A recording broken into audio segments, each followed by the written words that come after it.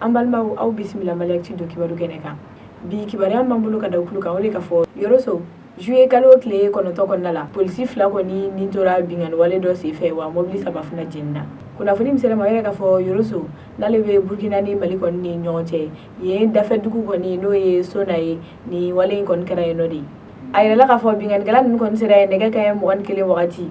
ko wa maramafɛn kun b'u bolo n'o ye marifa ye ko u selen Sona poste in kɔni na ni finitigiw kun sigilen dɔ yen nɔ n'olu ye polisiw ye u kɔni kulela k'a fɔ ko Alahu Akibaru ni ka marifa ci olu la. O marifa ci in de kɛra sababu ye sa ni polisi 2 kɔni nin tora a la wa mobili 3 fana jenina. Ni wale in kɔni kɛlen sa wele bilala ka taa Yoroso gouverneur ma n'ale n'a ka jamakulu kɔni nana olu ye mɔgɔ dama sugandi u cɛla k'a yira k'a fɔ olu kɔni k'u sigi sɛgɛsɛgɛli kama nin yɔrɔ in na ka se k'a dɔn kun mina nin wale in kɛra u ni ka se k'u bolo da nin mɔgɔ kofɔlen ninnu kan walasa ka se k'u ɲangi u ka kɛta kɔni na. O tɛmɛnen kɔ ka bɔ yen kibaruya wɛrɛ m'an bolo ka da kulu kan o de ka fɔ Kidal MINUSMA mɔgɔw ka mobili dɔ de kɔni yɛlɛla dugu jukɔrɔmugu kan n'o kɛra sababu ye ka mɔgɔ caman bana. Kunnafoni min sera ma o yɛrɛ ka fɔ juillet kalo tile 8 kɔnɔna la kɛrɛnkɛrɛnnenya la nɛgɛ kanɲɛ 9 wagati MINUSMA mɔgɔw ka mobili dɔ n'o kun bɛ Kidal kɔni bɔyan fan fɛ a yɛrɛla ka fɔ o mobili de kɔni yɛlɛla dugu jukɔrɔmugu dɔ kan n'o kɛra sababu ye mɔgɔ caman banana wa a yɛrɛla ka fɔ mobili fana jenina kosɛbɛ. A yɛrɛla ka fɔ mobili yɛrɛ kɔni kun falen don berenaw ka finitigi de la ko wa ko mɔgɔ minnu banana ko ma kɛ bana juguman kɔni ye. Hakililajigi la an b'a yɛrɛla ka fɔ nin kɔni tɛ MINUSMA mɔgɔw siɲɛ fɔlɔ ye ka bin nin jan suguya kɔnɔ sabula a yɛrɛla ka fɔ sanga ni wagati de nin kɔni bɛ nin mɔgɔ ninnu sɔrɔ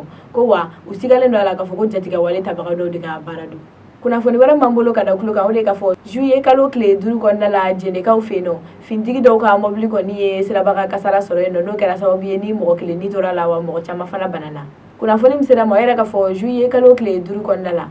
kɛrɛnkɛrɛnnenya la nɛgɛ kanɲɛ 17 wagati Sine n'ale ni Jɛnɛ kɔni janya bɛ taa kilomɛtiri 7 bɔ ɲɔgɔn la an b'a yɛrɛ la ka fɔ finitigi dɔw de kɔni tora yen sira fɛ n'u ka mobili ye sirabaga kasara sɔrɔ. Ni kasara in yɛrɛ kɔni kɛra sababu ye sa ni finitigi kelen ni tora a la wa a yɛrɛla ka fɔ finitigi 10 ɲɔgɔnna kɔni joginen don. O fana tɛmɛnen kɔ ka bɔ yen an b'a yɛrɛ la ka fɔ juillet kalo tile 8 kɔnɔna la an sɔn ko binganikɛla dɔw de kɔni taara bi pharmacie dɔ kan ni k'a bolofɛn kɔni bɛɛ minɛ a la.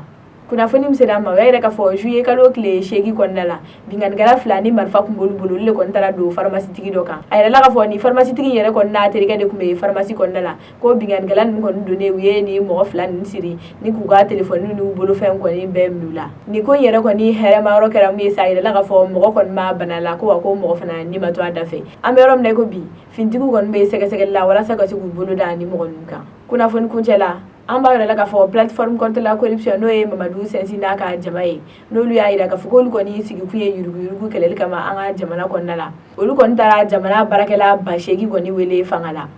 Kibaruya min sera ma o yɛrɛ ka fɔ juillet kalo tile 5 kɔnɔna la plateforme contre la corruption mɔgɔw de kɔni wulila ni ka taa weleli sɛbɛn bila procureur général kɔni fɛ yen nɔ. A yɛrɛla k'a fɔ ko nin sɛbɛn yɛrɛ kɔni bilala maliden bɛɛ de tɔgɔ la ko wa k'a bɛ mɔgɔ minnu wele kiribulon na sa o ye office central de lutte contre l'enrichissement illicite ye n'olu sigikun yɛrɛ ye jamana kɔnɔ walasa ka se ka yuruguyurugu kɛlɛ o ni jamana baarakɛla 8,000 kɔni. Plateforme contre la corruption mɔgɔ y'a yira k'a fɔ k'olu yɛrɛ kɔni ma ni mɔgɔ ninnu wele kun foyi la k'u ka taga kiribulon kɔni na ka se ka t'u yɛrɛ ɲɛfɔ u b'u ka wari ninnu kɔni bɔ yɔrɔ min na u ka se k'o fɛsɛfɛsɛ jama ye k'olu tɛ se k'a faamuya cogo si la k'a fɔ ko 100 sara la Mali baarakɛla 70 bɛɛ ka so bɛ ACI kɔnɔna la k'a sɔrɔ u sara yɛrɛ kɔni tɛ tɛmɛ miliyɔn 1 ɲɔgɔnna kan k'o de sababuya la sa olu kɔni ye nin sɛbɛn in bila ko ni mɔgɔ ninnu kɔni ka taa kiribulon na ka t'u yɛrɛ ɲɛfɔ. Hali bi plateforme contre la corruption mɔgɔw ka kuma fɔta la u y'a yira k'a fɔ k'olu tɛna sɔn mɔgɔ kɔni ka balo mɔgɔ kɔ kan bilen jamana in kɔni kɔnɔna la ko sabula n'i y'a jateminɛ k'an ka denmisɛnnin minnu bɛ taa kɔgɔji fɛ ko barantanya walima nafolotanya ko wari minnu kɔni bɛ ka yuruguyurugu o ni bara min bɛ ka yuruguyurugu ka di mɔgɔw ma mɔgɔ minnu man ka d'a ye